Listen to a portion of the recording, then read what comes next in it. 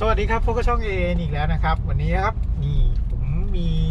ที่ช้อปปิ้งเครื่องมือนะฮะเป็นตลาดเครื่องมือมือสองนะครับอยู่ตรงเส้น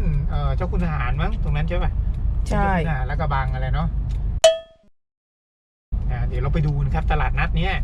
เขารู้สึกไม่แน่ใจว่าเขามีวันอะไรบ้างเดี๋ยวผมไปถามพ่อค้าก่อนแล้วกันว่ามีวันอะไรบ้างนะแต่ที่แน่ๆวันอาทิตย์เนี่ยมีชัวร์ครับ